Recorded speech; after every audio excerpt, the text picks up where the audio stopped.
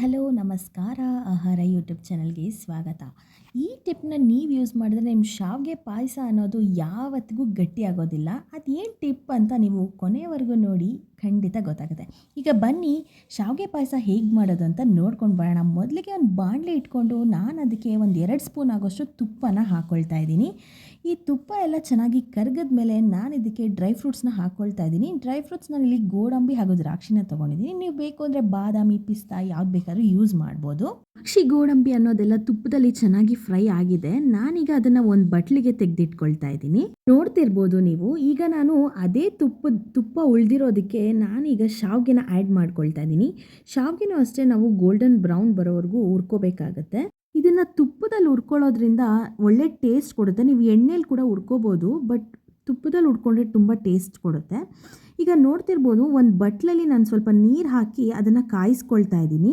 ಹಾಗೆ ಒಂದು ಕಡೆ ಶಾವಿಗೆ ಕೂಡ ಹುರ್ಕೊಳ್ತಾ ಇದ್ದೀನಿ. ಈ ಶಾವಿಗೆ ಬೇಯೋದಕ್ಕೋಸ್ಕರ ಎಷ್ಟು ನೀರು ಬೇಕೋ ಅಷ್ಟು ನೀರನ್ನ ನೀವು ಕಾಯಿಸ್ಕೊಂಡ್ರೆ ಸಾಕು. ನೋಡ್ತಿರ್ಬೋದು, ಈಗ ನೀರೆಲ್ಲ ಚೆನ್ನಾಗಿ ಕುದೀತಿದೆ.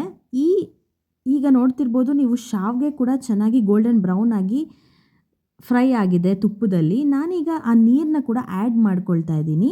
ಈ ಶಾವಿಗೆ ಎಲ್ಲ ಚೆನ್ನಾಗಿ ಬೇಯಬೇಕು, ಆ ನೀರಲ್ಲೇ ಚೆನ್ನಾಗಿ ಬೇಯಬೇಕು. ಅಲ್ಲಿವರೆಗೂ ನಾವು ಇದನ್ನು ಬೇಯಿಸ್ಕೋಬೇಕಾಗತ್ತೆ. ಇಲ್ಲಿ ಹೇಳಿದ್ನಲ್ವ ನಾನು, ಪಾಯಸ ಗಟ್ಟಿ ಆಗದೆ ಇರೋದಕ್ಕೆ ಒಂದು ಟಿಪ್ನ ಯೂಸ್ ಮಾಡಬೇಕು ಅಂತ. ಅದೇ ಟಿಪ್ ಇದು. ನಾವು ಶಾವಿಗೆನ ಮೊದಲಿಗೆ ನೀರಲ್ಲಿ ಬೇಯಿಸ್ಕೊಳ್ಳೋದ್ರಿಂದ ಆಮೇಲೆ ಹಾಲು ಹಾಕಿದ್ಮೇಲೆ ಪಾಯಸ ಅನ್ನೋದು ಏನಿದೆ ಅದು ಗಟ್ಟಿ ಆಗೋದಿಲ್ಲ. ಸೊ ನೋಡ್ತಿರ್ಬೋದು, ಈಗ ಚೆನ್ನಾಗಿ ನೀರಲ್ಲೇ ಚೆನ್ನಾಗಿ ಬೇಯಬೇಕು ಈ ಶಾವಿಗೆ ಅನ್ನೋದು. ಕಡೆ ಶಾವಿಗೆ ಬೇಯೋವಾಗ ನಾನಿಲ್ಲಿ ಅರ್ಧ ಲೀಟ್ರ್ ಆಗೋಷ್ಟು ಹಾಲನ್ನ ತೊಗೊಂಡು ಬಿಸಿ ಮಾಡೋದಕ್ಕೆ ಇಟ್ಕೊಂಡಿದ್ದೀನಿ.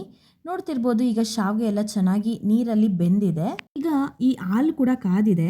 ನಾನು ಈ ಹಾಲನ್ನ ಈ ಬೆಂದಿರೋ ಶಾವಿಗೆಯಲ್ಲಿ ಹಾಕ್ಕೊಳ್ತಾ ಇದ್ದೀನಿ. ಹಾಲನ್ನು ನೀವು ಎಷ್ಟು ಕ್ವಾಂಟಿಟಿಯಲ್ಲಿ ಬೇಕೋ ಅಷ್ಟು ಹಾಕ್ಕೊಳ್ಬೋದು, ನೀವು ನೋಡಿಕೊಂಡು ಹಾಕ್ಕೊಳ್ಳಿ. ಈಗ ಹಾಲೆಲ್ಲ ಹಾಕಿ ಆಗಿದೆ. ನೋಡ್ತಿರ್ಬೋದು ಯಾವ ಥರ ಕುದೀತಿದೆ ಅಂತ. ಇದು ಚೆನ್ನಾಗಿ ಕುದಿಬೇಕು. ಈ ಹಂತದಲ್ಲಿ ನಾನು ಶುಗರ್ನ ಹಾಕ್ಕೊಳ್ತಾ ಇದ್ದೀನಿ. ಶುಗರು ನೀವು ಸ್ವೀಟ್ ನೋಡಿಕೊಂಡು ಹಾಕ್ಕೊಳ್ಳಿ. ನಾನು ಶುಗರ್ ಇಲ್ಲಿ ಸ್ವಲ್ಪನೇ ಹಾಕ್ಕೊಳ್ತಾ, ಒಂದು 3/4 ಕಪ್ಪಷ್ಟು ಹಾಕ್ಕೊಂಡಿದ್ದೀನಿ. ಯಾಕಂದರೆ ನಾನು ಮತ್ತೆ ಮಿಲ್ಕ್ ಮೇಡ್ ಆ್ಯಡ್ ಮಾಡ್ತೀನಿ. ಮಿಲ್ಕ್ ಮೇಡಲ್ಲೂ ಶುಗರ್ ಕಂಟೆಂಟ್ ಜಾಸ್ತಿ ಇರೋದ್ರಿಂದ ನಾನು ಶುಗರ್ನ ಕಡಿಮೆನೇ ಹಾಕ್ಕೊಂಡಿದ್ದೀನಿ.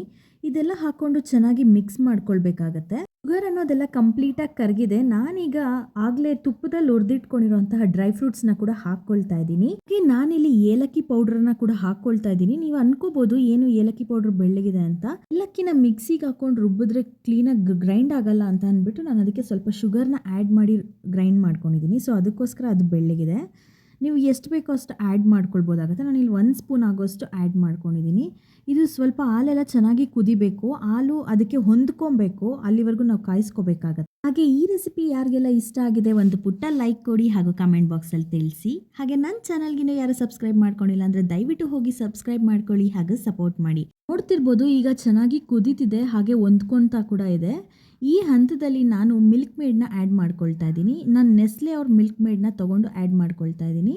ಒಂದು ಅರ್ಧ ಕಪ್ ಆಗೋಷ್ಟು ಮಿಲ್ಕ್ ಮೇಡ್ ಆ್ಯಡ್ ಮಾಡಿಕೊಂಡ್ರೆ ಸಾಕು. ನಿಮಗೆ ಟೇಸ್ಟ್ ತುಂಬ ಚೆನ್ನಾಗಿರುತ್ತೆ, ತುಂಬ ಟೇಸ್ಟಿಯಾಗಿರುತ್ತೆ ತಿನ್ನೋದಕ್ಕೆ. ಮಕ್ಕಳಿಗೆ ಕೂಡ ತುಂಬ ಇಷ್ಟ ಆಗುತ್ತೆ ಈ ಮಿಲ್ಕ್ ಮೇಡ್ ಆ್ಯಡ್ ಮಾಡೋದ್ರಿಂದ. Milk made completely optional. ನಿಮಗೆ ಬೇಕು ಅಂದರೆ ಆ್ಯಡ್ ಮಾಡ್ಕೊಳ್ಬೋದು, ಇಲ್ಲಾಂದರೆ ಸ್ಕಿಪ್ ಮಾಡ್ಕೊಳ್ಬೋದು, ತೊಂದರೆ ಇಲ್ಲ. ಹಾಕ್ಲೇಬೇಕು ಅನ್ನೋದೇನಿಲ್ಲ. ನೋಡಿದ್ರಲ್ವಾ ಯಾವ ಥರ ಶಾವಿಗೆ ಪಾಯಸ ಮಾಡೋದು ಅಂತ. ಇದೇ ಥರ ನೀವು ಟ್ರೈ ಮಾಡ್ಕೊಳ್ಳಿ. ತುಂಬ ಚೆನ್ನಾಗಿರುತ್ತೆ, ತುಂಬ ಟೇಸ್ಟಿಯಾಗಿರುತ್ತೆ. ಹಾಗೂ ಇದೇ ಥರ ರೆಸಿಪೀಸ್ಗೋಸ್ಕರ ನೆಕ್ಸ್ಟ್ ವೀಡಿಯೋಗೆ ವೇಟ್ ಮಾಡ್ತಾರೆ. Thanks for watching. ಬಾಯ್.